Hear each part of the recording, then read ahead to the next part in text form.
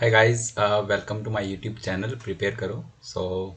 Percentage की series हमने एक स्टार्ट की हुई है, उसी में ये थर्ड वीडियो है। This is percentage part 3। Percentages part 3। Okay, so part 1 and part 2 already आपको प्ले लिस्ट मिल जाएगी, तो उसमें आप देख सकते हैं part 1 and part 2। This is part 3। So अभी तक जो हम लोगों ने डिस्कस किया है वो डिस्कस किया है percentages to fraction for calculating percentages in quick time. ये एक टूल होता है percentage to fraction, fraction to percentage. और एक थर्ड टूल मैंने डिस्कस किया था, इफ़ a% ऑफ b हमें कैलकुलेट करना है, then we can also calculate b% of a। So basically a% of b is equal to b% of a। तो दोनों वीडियोस आप जाकर के देख सकते हैं एक बार रिवीजन के लिए। Okay, so let's now start this part. So today we are going to discuss about percentage change. If some percentage change is mentioned, तो उस टाइप की प्रॉब्लम्स को कैसे टैकल करना है। So उसके लिए भी we have another tool, अभी मैं उसको आपको समझाने वाला हूँ। So percentage increase and percentage decrease. Percentage change, I am saying percentage change. सो दो टाइप का चेंज हो सकता है, either it will be percentage increment और it will be percentage decrement. So percentage decrement and percentage increment, percentage increment, let's say increment. Increment का मतलब है कुछ उसमें इंक्रीज हुआ है, कुछ उसमें बढ़ा है, ठीक है। सो लेट्स से एक मेरे पास इनिशियल वैल्यू है, इनिशियल क्वांटिटी है, I am saying I Q is the initial quantity, और इसमें कुछ परसेंटेज का इंक्रीमेंट हुआ। अभी मैं एज्यूम कर लेता हूँ, लेट से यहाँ पर 20% का इंक्रीमेंट हुआ। 20% इंक्रीमेंट, अपवर्ड एरो से मैं रिप्रेजेंट कर रहा हूँ इंक्रीमेंट। सो आई क्यू में 20% इंक्रीमेंट हुआ, और उसके बाद मेरे पास एक फाइनल वैल्यू आ गई जिसको मैं कह रहा हूँ final quantity. I Q is initial quantity and F Q is final quantity, and this is 20% increment. तो अगर हमें परसेंटेज की डेफिनेशन मालूम है, परसेंटेज का मीनिंग पता है, तो हम यहाँ पर ऐसा कह सकते हैं कि in case I Q value is 100, then the F Q value will be 120। If I Q value is 100, then F Q value will be 120।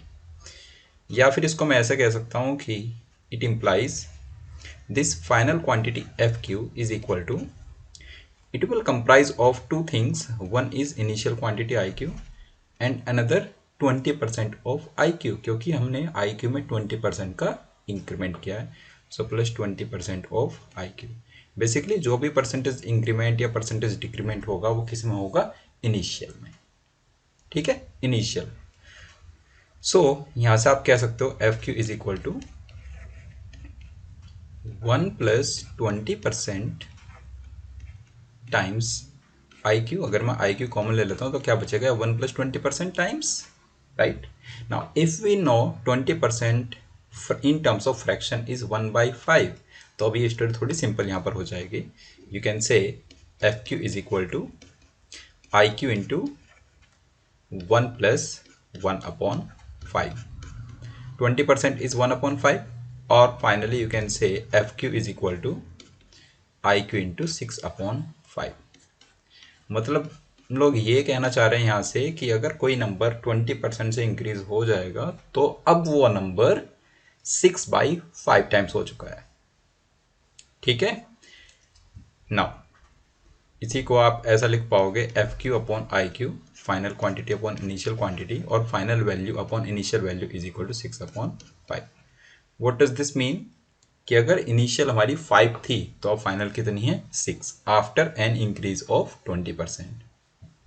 Initial 5, final 6, initial 50, final 60, initial 500, final 600, और इन जनरल इनिशियल 5x तो final 6x, ठीक है। ये इसका interpretation. Now ये जो factor है ना, ये 6/5 जो हमारे पास है, ये 6/5, या फिर यहाँ पर आप नोट करें 6/5, या फिर ये आप नोट करें 1 प्लस 20%, इसको हम लोग कहते हैं मल्टीप्लाइंग फैक्टर। इसके लिए हमारे पास एक टर्म होती है, this is multiplying factor. Multiplying factor is ultimately F Q upon I Q, right. आप इक्वेशन लिख सकते हैं F Q final quantity is equal to initial quantity into multiplying factor, या फिर F Q upon I Q is equal to multiplying factor, ठीक है। और if there is x% increment, can note it down, if there is x%, if there is x% increase, then multiplying factor कितना है हमारे पास, multiplying factor is equal to 20% increase था तो 1 plus 20% is the multiplying factor. If x% is the increase, then multiplying factor is 1 plus x%. यही नहीं, हम लोग इसको डिक्रीमेंट के केस में भी अप्लाई कर सकते हैं, बस हमारा जो साइन यहाँ पर प्लस साइन है वो वहाँ पर माइनस साइन में कन्वर्ट हो जाएगा। तो एक पॉइंट और नोट करेंगे यहाँ पर, if there is y% decrease, then multiplying factor will be 1 minus y%। Okay, थोड़ा और इसका इंटरप्रिटेशन देखते हैं। फाइन, जैसे परसेंटेज डिक्रीज की मैं बात करता हूँ। लेट से मेरे पास एक इनिशियल क्वांटिटी है आई क्यू और वो 30% से डिक्रीज हो गई है और ये वैल्यू आ गया हमारे पास एफ क्यू। तो इसका एक वे है कि मैं आई क्यू को लिखूँ 100, एफ क्यू को लिख दूँ 70। मोस्ट बेसिक तो यही है, इसको हम सीधे लिख सकते हैं ऐसे, आई क्यू मेरा 30% से रिड्यूस हुआ और वैल्यू है हमारे पास फाइनल एफ क्यू। तो if I Q is 100 then F Q is उससे 100 से 30 लेस 70। तो यहाँ से F Q upon I Q सीधा आ जाएगा 70 अपॉन 100 इज 7/10। यहीं से आप कह सकते हो F Q upon I Q is equal to 70/100 और this is 7/10। This is one way जो आप यहाँ पर बोल सकते हैं। और क्या कह सकते हो, multiplying factor is fq upon iq, is fq upon iq, and this is how much, 1 minus 30%, and we know 30% is 3/10, so 1 minus 3/10, यहाँ से भी आपके पास जो मल्टीप्लाइंग फैक्टर है वो आ गया 7/10। और क्या तरीका है, और आप कह सकते हैं कि अगर मेरा नंबर 30% से रिड्यूस हो गया है तो अब वो कितना बचा, किसी नंबर को आपने 30% कम कर दिया तो अब वो 70% बचा ना। तो स्ट्रेट अवे आप ये कह सकते हो कि अगर इनिशियल क्वांटिटी में 30% का रिडक्शन हुआ है तो जो फाइनल क्वांटिटी है वो इनिशियल क्वांटिटी का कितना बचेगी, सिर्फ 70% बचेगी, 70% ऑफ आई क्यू। तो यहाँ से भी आप सेम बात बोल सकते हैं, F Q upon I Q is 70% और 7/10। So choice is all yours. बहुत बेसिक है तो जिसे भी आप ध्यान रखना चाहें, but we will remember 2 points. If x% increase multiplying factor is 1 plus x%, and if y% decrease multiplying factor is 1 minus y%। I hope this is clear now. So this tool is multiplying factor. कहाँ पर use करना है, जहाँ पर percentage change हमारे given है, percentage change. अब एक alternate way, I mean back trace हमें करना है कि कितना परसेंटेज इंक्रीज या कितना परसेंटेज डिक्रीज हुआ है।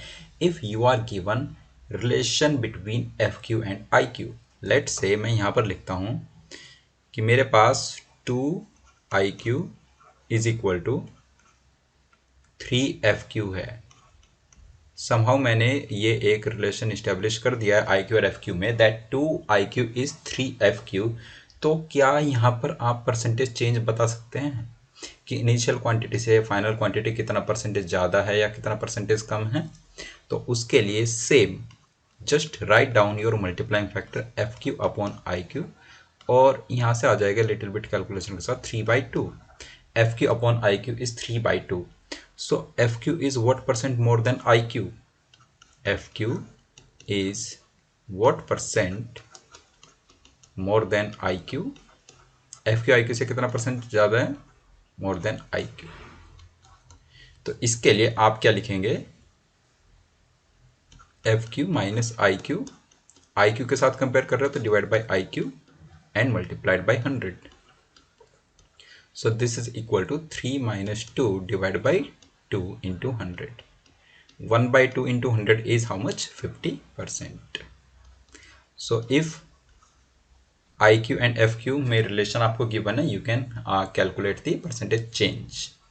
Alright, and if percentage change given है, then you can calculate relation between FQ and IQ. तो दोनों ways ये work करेगा. Hope this is clear. Now किस टाइप के क्वेश्चंस में हम लोग ये मल्टीप्लाइंग फैक्टर का कॉन्सेप्ट यूज करते हैं? Just understand this with a basic example. Let's say I am writing a question here. If the production of rice, if the production of rice increases by 37.5% from the year 2019 to the year 2020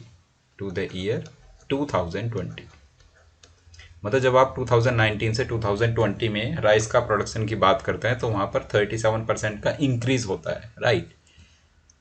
find quantity of rice produced in 2019 if that produced in 2020 if that produced in 2020 was 1210 tons, right. ये question है. Question मैं आपको वापस एक बार explain कर देता हूँ. Question है the production of rice increases by 37.5%. अगर आप 2019 से 2020 ईयर में मूव करते हैं तो जो राइस का प्रोडक्शन है वो 37.5% से इंक्रीज हो जाता है. अब ये कह रहा है कि अगर 2020 में राइस का प्रोडक्शन 1210 टन्स था तो 2019 में राइस का प्रोडक्शन कितना था. This is our question. So you can say जब आपने 2019 वाले ईयर से 2020 वाला ईयर ट्रेस किया तो यहाँ पर इंक्रीमेंट हुआ है 37.5% का. तो अगर मैं बात करूँ production in year 2020 divide by production in year 2019 final upon initial, this is increment ना, तो 1 + 37.5%. Now you should remember the fraction corresponding to 37.5%. 37.5% का फ्रैक्शन इज 3/8. अप्लाई करेंगे सीधे हमारा आंसर यहाँ से आ जाएगा. तो now you can say this is equal to 1 + 3/8 and 1 + 3/8 is 11/8. So now you can say production in year 2020 is 1210 tons. So 1210 tons divided by production in year 2019, this is equal to 11/8. 11 से 1 to 10 को divide करेंगे सो 110 वो आ जाएगा और 110 into 8. So production in the year 2019 is 110 into 8. ये आ जाएगा हमारे पास straight away 880 turns. Alright. सो ये वन ऑफ द टाइप है जहाँ पर हम मल्टीप्लाइंग फैक्टर को अप्लाई कर सकते हैं. आने वाले लेक्चर्स में, आने वाले वीडियोस में हम लोग देखेंगे कि और इसको किस किस टिपिकल से टिपिकल प्रॉब्लम में भी हम लोग अप्लाई कर सकते हैं to find our answer. Okay guys, so this was all about percentages part 3. आगे हम लोग परसेंटेजेस पार्ट 4 में इसके और अप्लीकेशंस देखेंगे. Then we will discuss successive percentage change, overall percentage change, और भी बहुत सारे कॉन्सेप्ट्स हैं. और हम लोग बहुत सारे एग्जाम्स की जो क्वेश्चंस आए हुए ऑलरेडी या जिस टाइप के क्वेश्चंस आ रहे हैं उन एग्जाम से वो भी हम लोग डिस्कस करेंगे. फाइन. अगर कोई चीज़ समझ नहीं आई है तो आप कमेंट बॉक्स में टाइप करना, मैं उस पर आपको रिप्लाई करूँगा. ओके गाइज, सो चैनल को सब्सक्राइब कर दीजिए, like this video, share this video. और ये जो पूरा मैं यहाँ पर आपके सामने एक सीरीज स्टार्ट की है परसेंटेजेस की, या जो भी मैं आपको ये चैनल मैंने यहाँ पर क्रिएट किया, आप इसको अपने दोस्तों तक पहुँचा दीजिए, उनसे सब्सक्राइब कराइए. Okay guys, so next video में हम लोग मिलेंगे with new concept of percentage. तब तक के लिए bye bye. Thank you everyone.